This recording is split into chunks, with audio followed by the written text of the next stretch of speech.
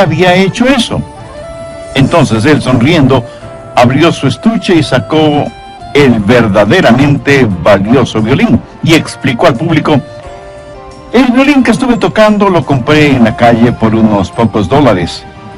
No es tanto el violín que produce la música, sino la mano y el corazón de quien mueve el arco. Una de las cosas más impresionantes acerca de Gedeón es que él fue un hombre ordinario y Dios lo utilizó en forma poderosa. ¿Haría alguna diferencia en su vida el que Dios le utilice? ¿Está usted listo para ser instrumento útil en las manos de Dios? Sean bienvenidos al Amor que Vale. Hoy el doctor Adrián Rogers, en la voz del pastor Lenin de Llanón, nos presenta la primera parte de su estudio bíblico, La gente que Dios usa. Por favor, abra su Biblia en el libro de Hebreos, en el Nuevo Testamento, Hebreos 11:32. Este capítulo es una impresionante lista de campeones de la fe. Y en el verso 32 leemos: ¿y qué más digo?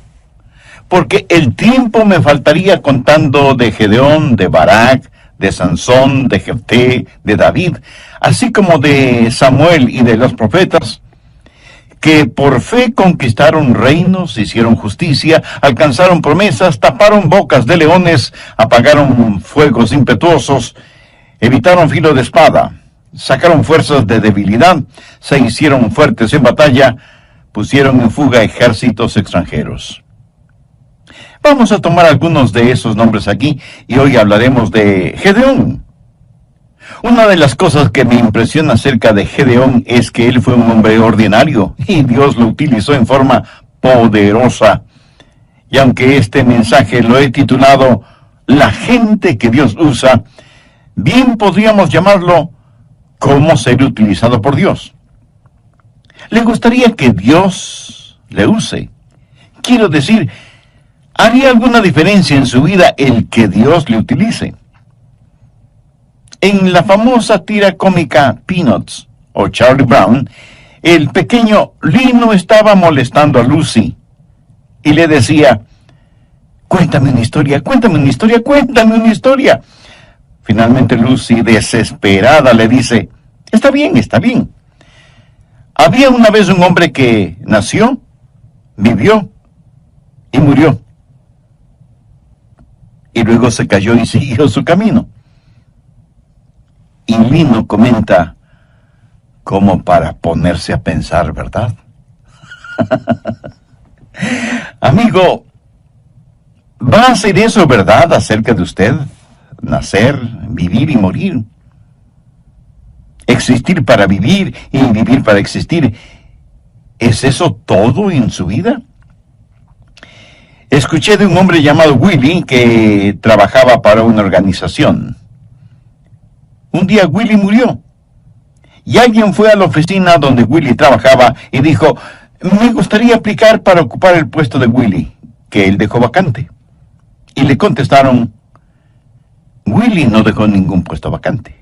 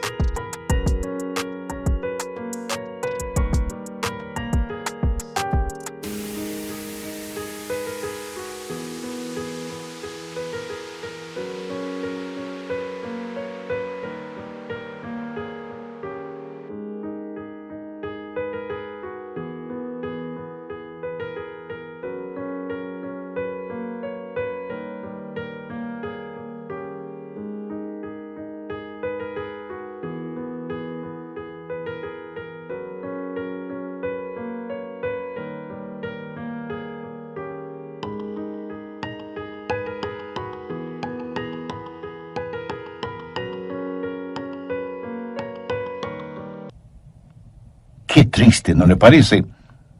Y me pregunto, ¿cuántos de nosotros no dejaremos ningún puesto vacante cuando vayamos hacia la eternidad?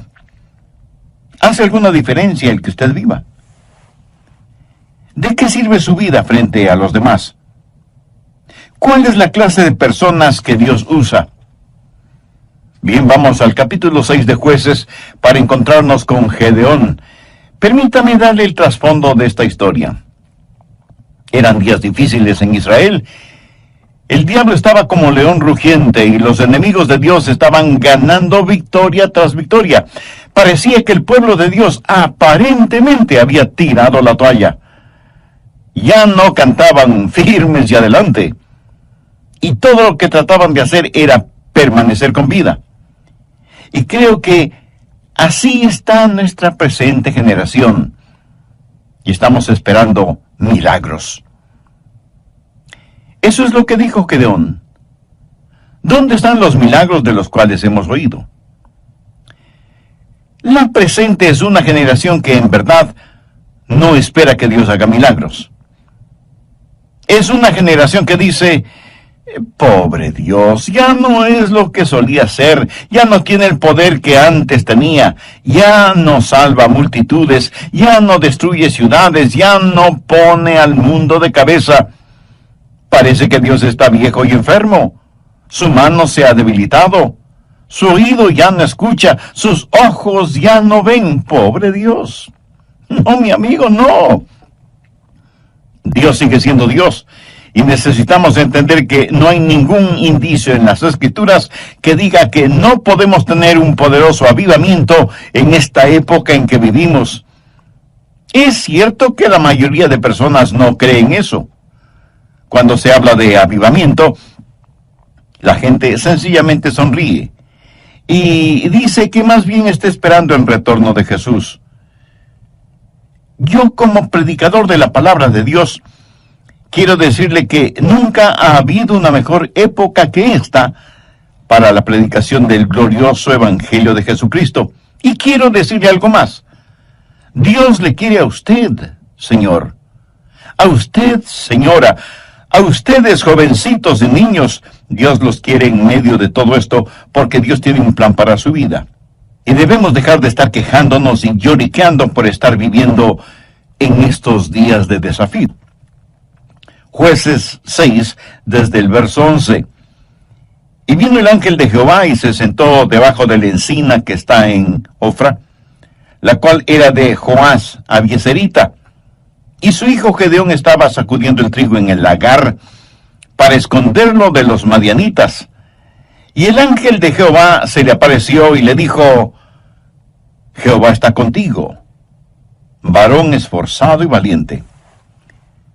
Estas palabras del ángel seguramente sorprendieron a Gedeón porque él ciertamente no se consideraba ni esforzado ni valiente. La verdad es que él tenía mucho miedo por todo lo que estaba sucediendo.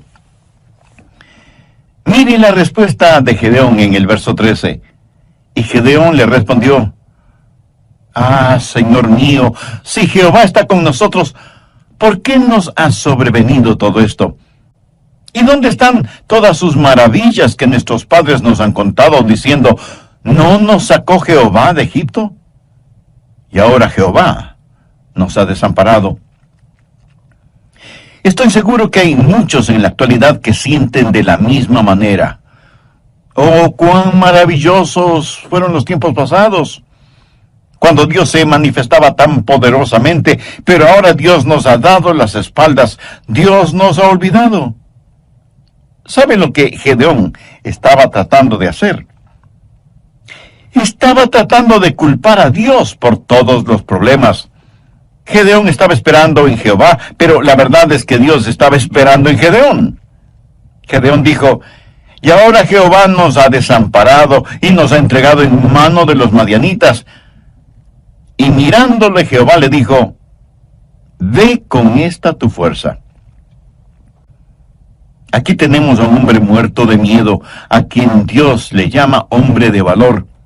Y le dice, ve con esta tu fuerza y salvarás a Israel de la mano de los madianitas. ¿No te envío yo? Entonces le respondió, Señor mío, ¿con qué salvaré yo a Israel? He aquí que mi familia es pobre en Manasés, y yo el menor de la casa de mi padre. Jehová le dijo, ciertamente yo estaré contigo, y derrotarás a los madianitas como un solo hombre. En otras palabras, Dios le dijo a Gedeón Gedeón, tengo un trabajo para ti, porque eres un hombre de valor. Pienso que Gedeón habrá respondido, Señor, ¿estás seguro que te refieres a mí?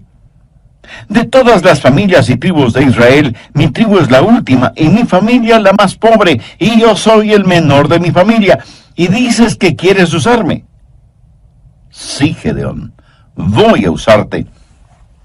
Ahora présteme atención. No se atreva nunca a decir que Dios no puede usarle.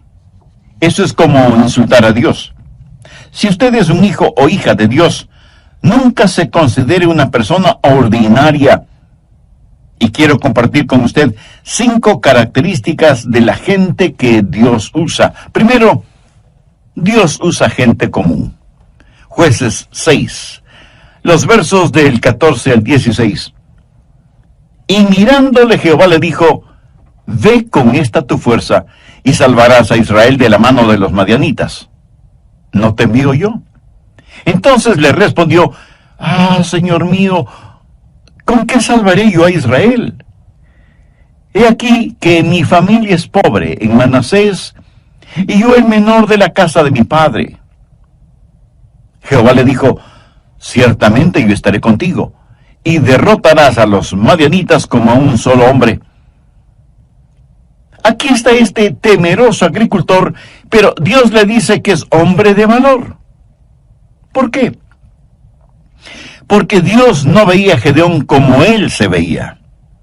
Dios veía lo que podía hacer Gedeón con el poder de Dios. Verá, no es lo que usted es por usted mismo. Mire lo que dice Jueces 6:34. Entonces el Espíritu de Jehová vino sobre Gedeón. ¿Lo ve?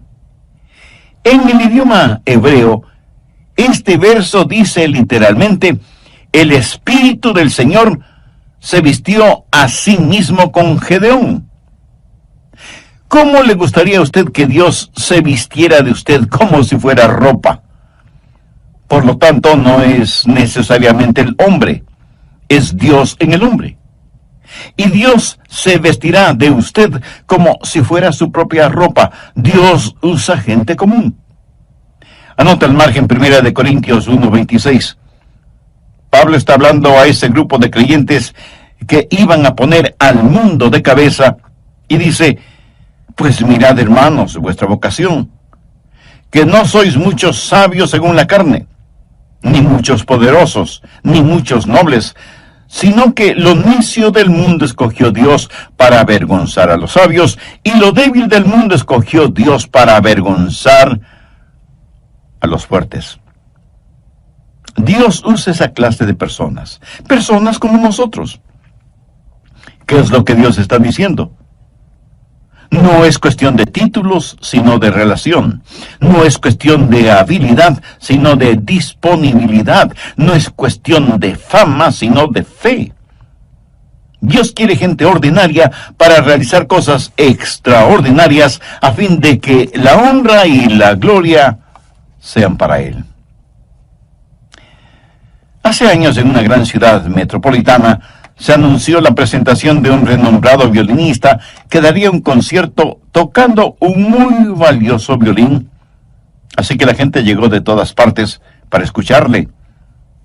Y cuando él empezó a tocar el violín, uno como que oía risas de niños, trinar de pájaros, rumor de hojas, sonidos de riachuelos. La gente estaba asombrada de la música y sonidos que salían de ese violín. Y cuando él terminó el concierto, rompió el violín en sus rodillas y la gente se asombró aún más. ¿Por qué había hecho eso? Entonces él, sonriendo, abrió su estuche y sacó el verdaderamente valioso violín y explicó al público: el violín que estuve tocando lo compré en la calle por unos pocos dólares. No es tanto el violín que produce la música, sino la mano y el corazón de quien mueve el arco. Por así decirlo, cualquiera de nosotros pudiera no ser más que un violín barato. Pero Dios es el maestro violinista y puede sacar hermosa música de su vida o de la mía. Dios usa gente común. Dios puede utilizarle a usted o puede utilizarme a mí. Segundo, Dios usa gente ya limpia. Leamos Jueces 6:25. Aconteció que la misma noche le dijo Jehová: toma un toro del hato de tu padre, el segundo toro de 7 años, y derriba el altar de Baal que tu padre tiene. Baal era el sucio dios de la fertilidad. Ellos sacrificaban sus hijos a esa deidad. Cometían fornicaciones y adulterios en nombre de Baal. Era el dios de la sexualidad. Es el mismo Dios que ha inundado nuestros pueblos, ciudades y naciones. Y corta también la imagen de acera que está junto a él, y edifica altar a Jehová, tu Dios, en la cumbre de este peñasco, en lugar conveniente. Y tomando el segundo toro, sacrifícalo en holocausto con la madera de la imagen de acera que habrás cortado. Ahora escúcheme atentamente. Si usted quiere que Dios le use, saque todos los ídolos de su vida. Y si usted me dice: pastor, estamos viviendo en tiempos modernos, no tenemos ídolos. Amigo, ¿está usted bromeando? ¿Qué es un ídolo? ¿Una figura hecha de algún material? No necesariamente. Permítame decirle lo que es un ídolo. Es cualquier cosa que usted ame más, tema más, sirva más y valore más que a Dios. Eso es un ídolo. No importa lo que sea. Su trabajo puede ser un ídolo. Usted puede hacer un ídolo de usted mismo. Dios dice que debe quitar los ídolos de su vida. Ahora, el problema con Gedeón y aquellos que le rodeaban era que sus vidas estaban manchadas con pecados. Y se habían olvidado de su Señor y Dios, y estaban sirviendo a dioses paganos. Quiere que Dios le use. Dios no le usará si hay pecado no confesado y no arrepentido en su vida. No lo hará. ¿Quiere saber por qué Dios no le usa? Solo hágase la siguiente pregunta. ¿Tengo un corazón limpio? Los utensilios que usa el Señor deben estar limpios. Dios no nos usará si hay idolatría en nuestras vidas. ¿Es Jesucristo el número 1 en su vida? Si no lo es que usted tiene un ídolo en alguna parte. Tercero, Dios usa gente valiente. Jueces 6:12. Y el ángel de Jehová se le apareció y le dijo: Jehová está contigo, varón esforzado y valiente. No solo que Dios iba a utilizar a Gedeón, sino que le daría rango militar, general. Y Dios le dijo: Gedeón, toca la trompeta. Y reúne un ejército. Y 32,000 personas vinieron a ayudarle a librar a los israelitas de la opresión de los madianitas. Vamos ahora a Jueces 7, los versos 2 y 3. Y Jehová dijo a Gedeón: el pueblo que está contigo es mucho para que yo entregue a los madianitas en su mano.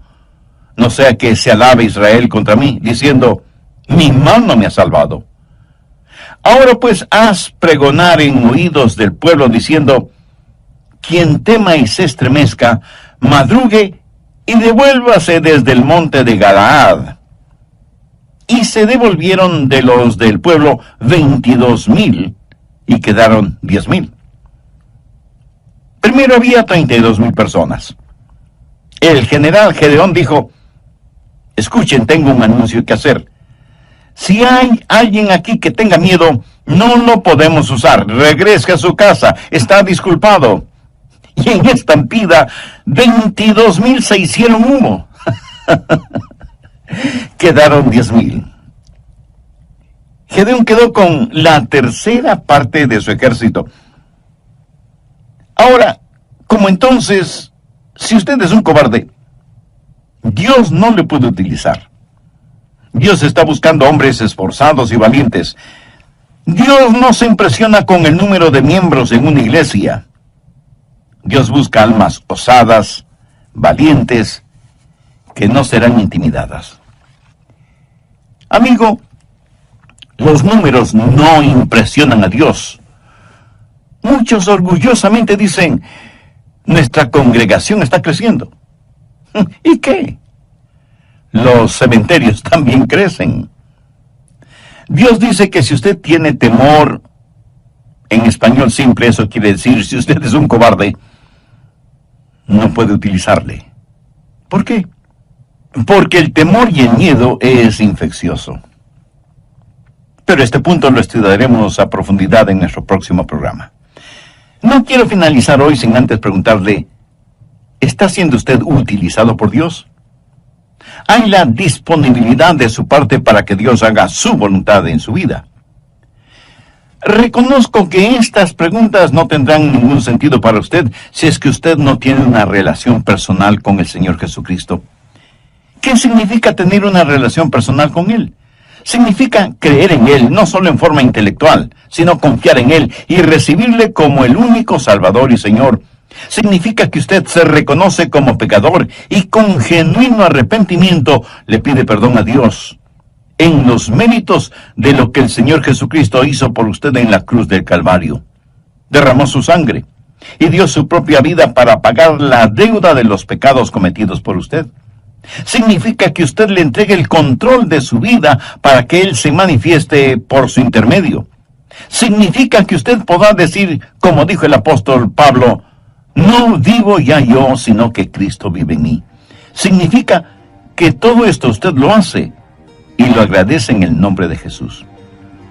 Si usted hizo esa decisión espiritual aceptando a Cristo como su Salvador y Señor, y lo hizo con sincera fe y profunda convicción, le puedo asegurar, basado en las promesas de la palabra de Dios, que sus pecados ya le han sido perdonados y que su nombre ya está. Cuán descuidados somos con nuestro interior, el ser espiritual.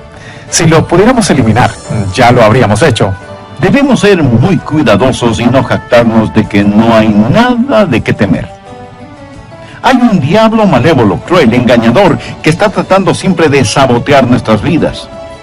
Como Pablo lo dijo, debemos mantener nuestro cuerpo bajo control, cuidarnos de lo que miramos en la televisión, en el cine o donde sea. Y no faltará quien diga, eso no me preocupa. Yo puedo mirar mujeres desnudas en la televisión y no me molesta en nada. Eso es lo que usted cree. Pero si así fuera, hay tres cosas acerca de usted.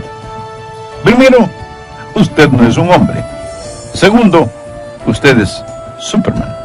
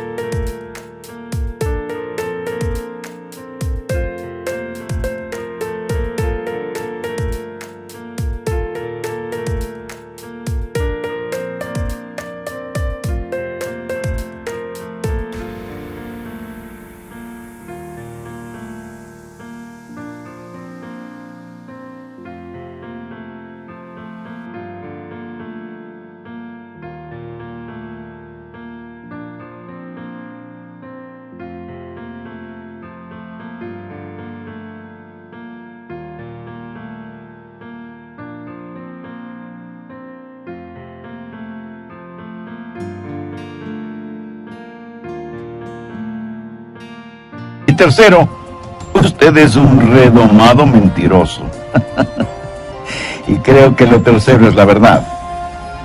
Usted no puede tener fuego en sus manos y no quemarse. Nos complace darles la bienvenida a este programa del amor que vale. Hay un enemigo que es muy real y usted necesita estar en guardia, o Dios no podrá usarle. Ese enemigo es maestro del engaño y del camuflaje, y usa sofisticados métodos para vencerle. El doctor Adrian Rogers, en la voz del pastor Lenin de Llanón, nos entrega hoy la segunda parte de su estudio bíblico, La gente que Dios usa. ¿Es usted una persona que tiene miedo? Y usted me dirá, pastor, hay algunas cosas que me dan miedo. Bien, no estoy hablando de temores normales, como tener temor de las serpientes o el temor que se siente cuando, estando en un avión, ese avión es sacudido por una fuerte tormenta y nuestro corazón late aceleradamente. Hay miedos y temores normales. Son como autoprotectores, un instinto que Dios ha puesto en nosotros. Ahora, lo que sí es diferente es tener un espíritu de temor. ¿Ha visto usted a personas con un espíritu de temor? Veamos lo que dice Deuteronomio 28. Y volverán los oficiales a hablar al pueblo y dirán: ¿quién es hombre medroso y pusilánime? Vaya y vuélvase a su casa, y no apoque el corazón de sus hermanos como el corazón suyo. Dios dice que si hay una guerra, aquellos que tienen miedo no deben ir, porque no solo que no serán buenos soldados, sino que infectarán a otros con su temor. Por favor, busque 1 de Timoteo 1:7. Porque no nos ha dado Dios espíritu de cobardía, sino de poder, de amor y de dominio propio. ¿Qué es un espíritu de temor? Es como una neblina, simplemente está ahí, suspendido en el aire. No es como una tempestad o tormenta, después de las cuales sale el sol. Si usted es un hijo o una hija de Dios, lleno con el Espíritu Santo, Dios le ha dado un espíritu de poder. Jesús dijo: recibiréis poder cuando haya venido sobre vosotros el Espíritu Santo. Permítame preguntarle, ¿ama usted al Señor? Dios nos ha dado el espíritu de poder y de amor y de dominio propio.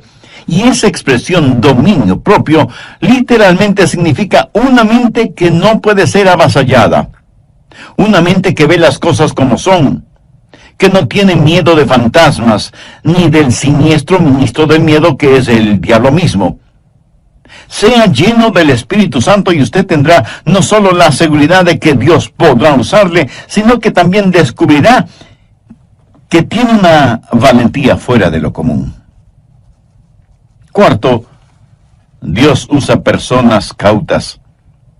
Estoy seguro que de inmediato usted me dirá que eso es contradictorio.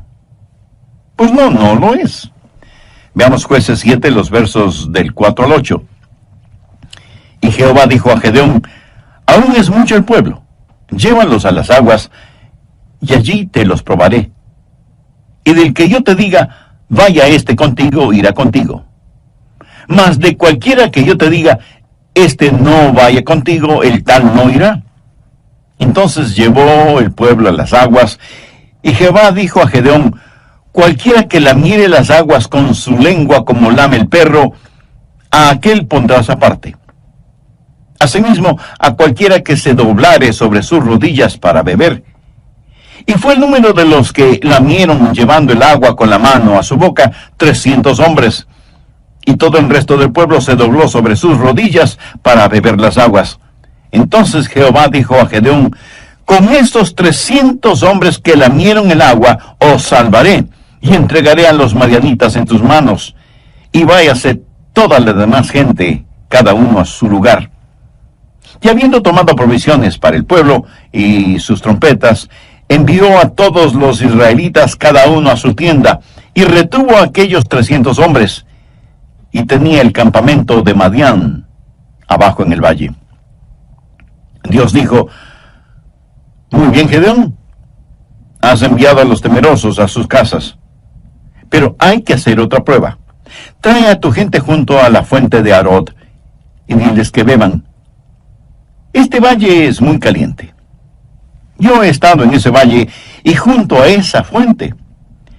Gedeón siguió las instrucciones de Dios y trajo a sus hombres para que tomaran agua. Algunos de ellos se agacharon y pusieron sus bocas en el agua de la fuente, empezando a succionar el agua. ¿Puede usted imaginarse lo vulnerable que se vuelve un hombre frente a su enemigo cuando está en esa posición? Y la Biblia dice que el enemigo estaba muy cerca.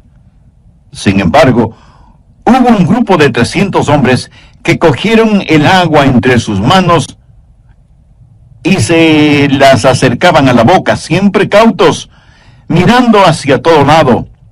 Estos eran hombres cautelosos.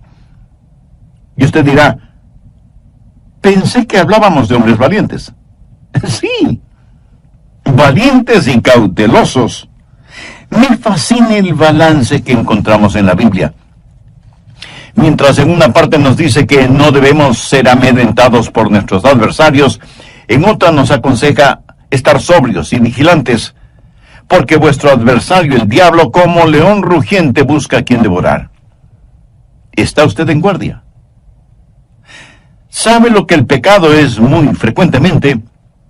El pecado es una oportunidad inesperada, una vida desprotegida y una debilidad no detectada. Cuando usted junta estas tres cosas, su caída es segura. Pablo dijo, así que el que piense estar firme, mire que no caiga. Quinto, Dios usa gente confiable. Vamos a Jueces 7, versos del 12 al 15.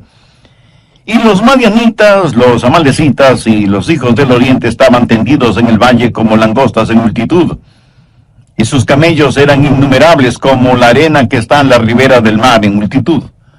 Cuando llegó Gedeón, he aquí que un hombre estaba contando a su compañero un sueño, diciendo, he aquí que yo soñé un sueño. Veía un pan de cebada que rodaba hasta el campamento de Madián, y llegó a la tienda, y la golpeó de tal manera que cayó, y la trastornó de arriba abajo, y la tienda cayó. Y su compañero respondió y dijo, esto no es otra cosa sino la espada de Gedeón, hijo de Joás, varón de Israel. Dios ha entregado en sus manos a los madianitas con todo el campamento.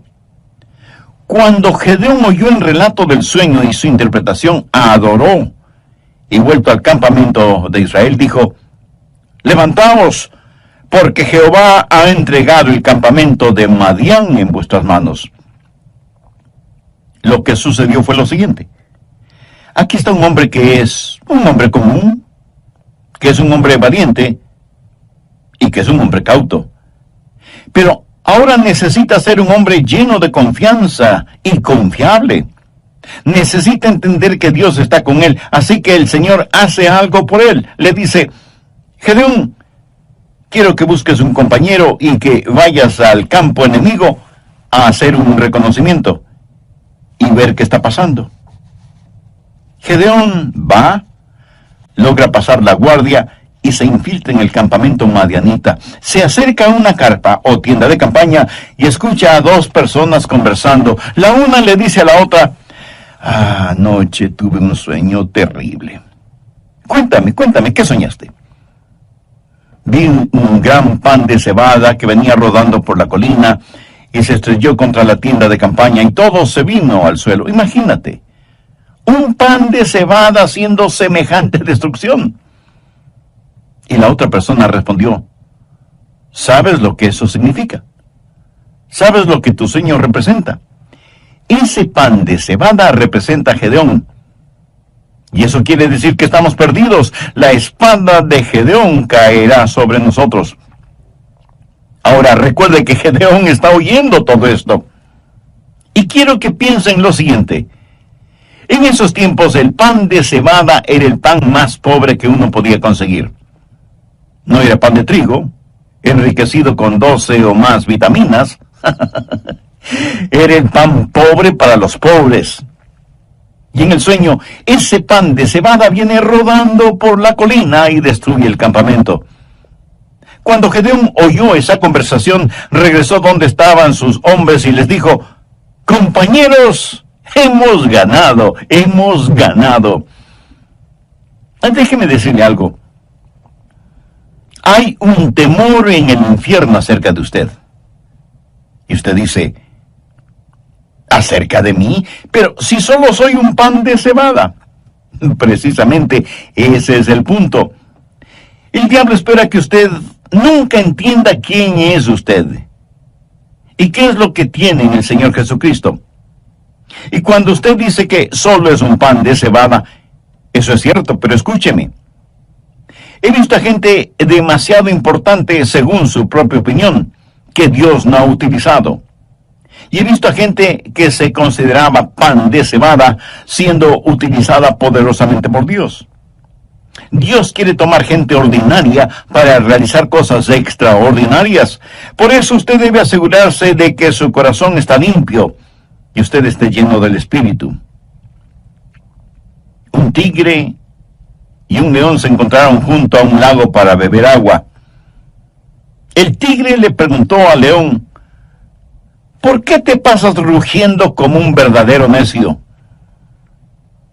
Y el león le contestó con un brillo de astucia en sus ojos: amigo, eso no es necedad. Me llaman el rey de la selva porque me hago buena propaganda. Un conejito escuchó esta conversación y corrió como un rayo hacia su madriguera. Él pensó en imitar el plan de león, pero cuando quiso rugir, lo único que salió de su garganta fue un débil gritito. Un zorro que pasaba por ahí en ese momento oyó ese gritito, se acercó a la madriguera para investigar y terminó comiendo un sabroso fricasé de conejo.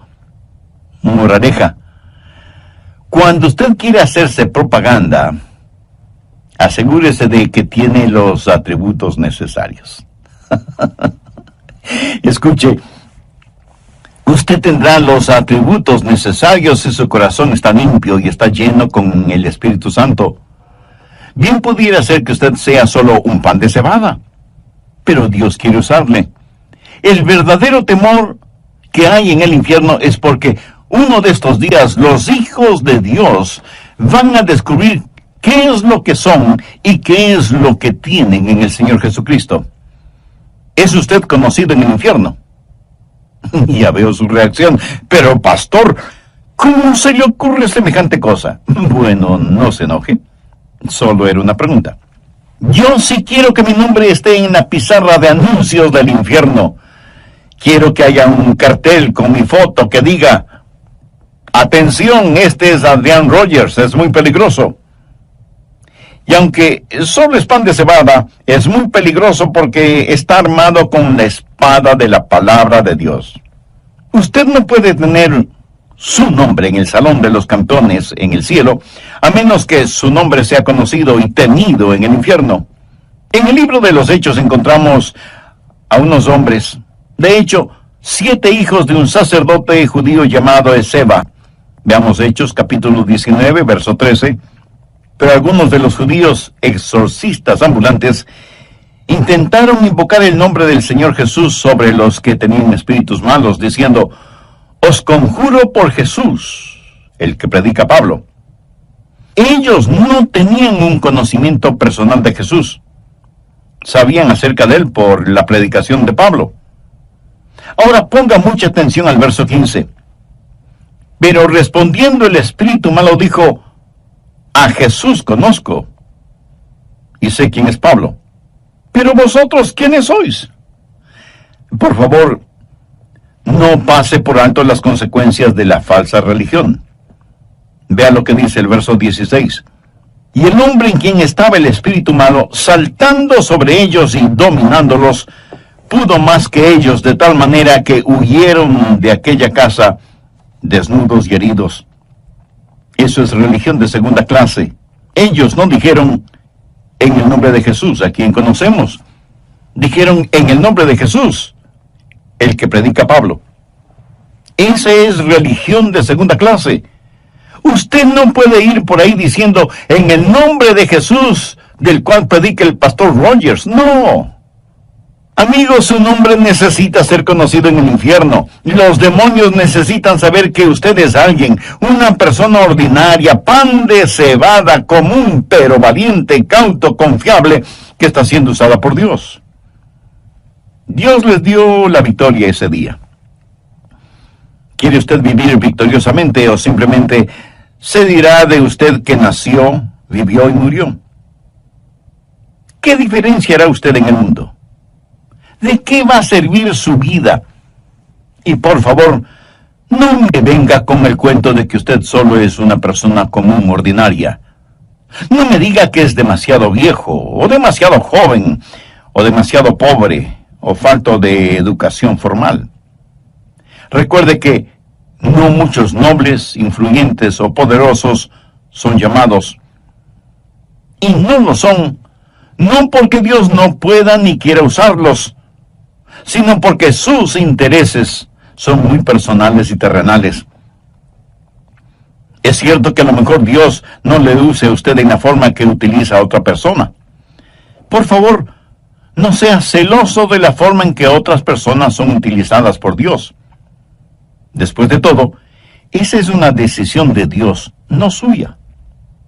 Usted no puede escoger su lugar de servicio. Pero si usted se pone a las órdenes de Dios, Él le usará. Yo creo eso con todo mi corazón. Anhelo que usted también lo crea. Debemos pedir a Dios que nos ayude como personas y como iglesias para estar listos a pelear la batalla que todavía no vemos.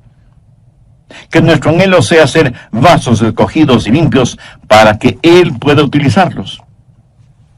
Amigo, antes de que Dios pueda utilizarle, usted tiene que conocer a Cristo como su Salvador y Señor en forma personal.